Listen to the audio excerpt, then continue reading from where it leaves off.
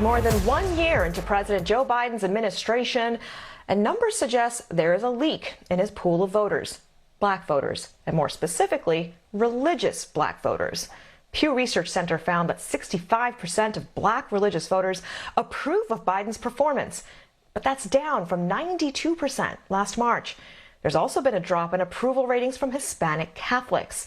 Now, black leaders of faith have been integral in the fight for civil and human rights and getting voters to the polls. Leaders like Reverend Jesse Jackson, William Barber have been very vocal during this administration on what black voters need, even being arrested at protests on Capitol Hill and going on hunger strikes. In an op-ed, Dr. Anthea Butler wrote, "Such leaders are key to democratic survival. If Biden cannot energize black religious voters, Democrats will suffer severe losses." And she goes on to say, attempts to alter programs like Souls to the Polls are backfiring. But that's not to say that Republicans will stop fighting programs designed to get black religious voters to the polls.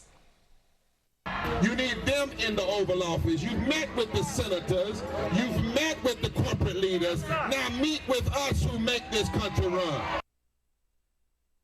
Dr. Anthea Butler joins me now. She's the chair of religious studies at the University of Pennsylvania. Dr. Butler, thank you for joining.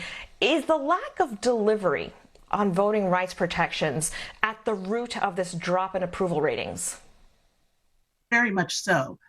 It's not just that, it's also the lack of anything being done for African-American voters. I think that one of the things that is signaling this drop in the polls that President Biden is having is that African-Americans as a whole have not gotten much from this administration at all. We've had a backdrop of people not being able to get child support for the kinds of things that have happened during COVID. We have not seen the president fight for voting rights. I mean, this trip down to Atlanta last month was sort of a last-ditch, last-minute effort, and we were put on the back burner.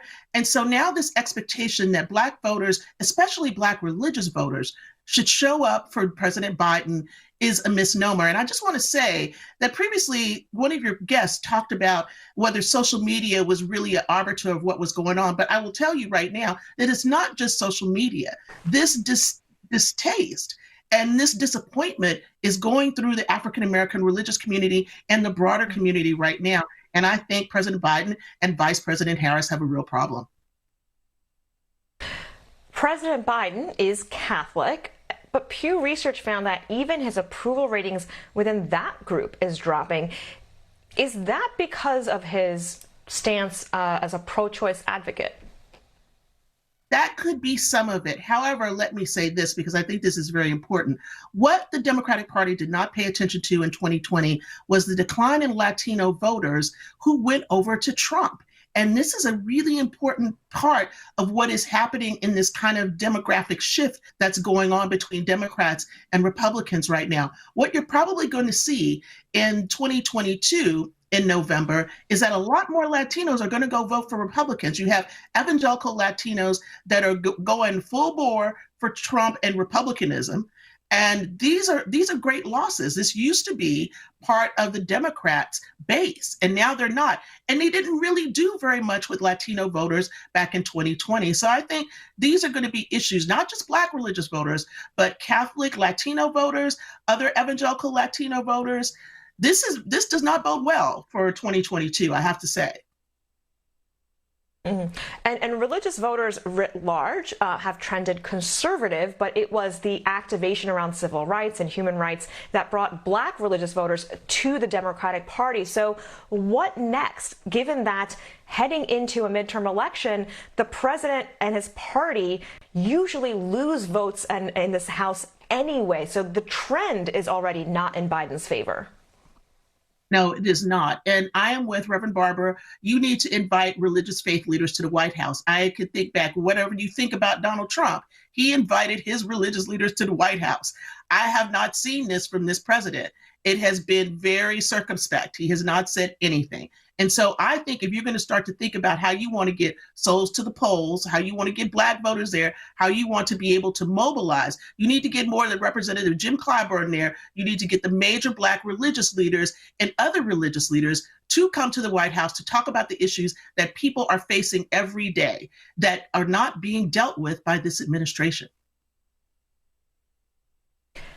What does that look like, though, beyond just having religious leaders show up? Is that enough? Is just that touch and feel, that direct connection that's missing? Or is there something policy-wise that also needs to be delivered in the next few months? Yeah, there's policies that need to be delivered. He has not spoken to these groups of people about what's going on with voting rights. There's not been a way to talk about how things are being gerrymandered across the country. He has not bothered to talk about the major issues that are facing voters on the ground every day. And so what I think needs to happen is it's not just about a meet and greet. You can do a meet and greet all the time. You need to have a policy conference. You need to be able to talk to people. Similarly, this is another thing that I'll say up front here. One of the things that needs to actually really be discussed is to talk about the difference between the kind of Christians that went into the Capitol on 1/6 and the kind of Christians that are trying to make change for this country for the better. I think that there's not been enough of a delineation of this between this administration. And so what is happening now is that those kinds of radical voices have more of a voice than the kinds of social justice oriented, Christ-like people and other religions who are willing to come in and do the kinds of things that need to be done for people and to talk to this administration. It has been strangely silent, and I don't understand that. I was part of Biden's Catholics for Biden, and I'm very, very disappointed in what has happened in this administration in terms of faith-based initiatives and trying to have a real substantive discussion about those in the White House. Dr. Butler, you're also talking about a tone issue, right? Is that really grabbing the bull by the horns and acknowledging the reality that we all see of what's happening in America.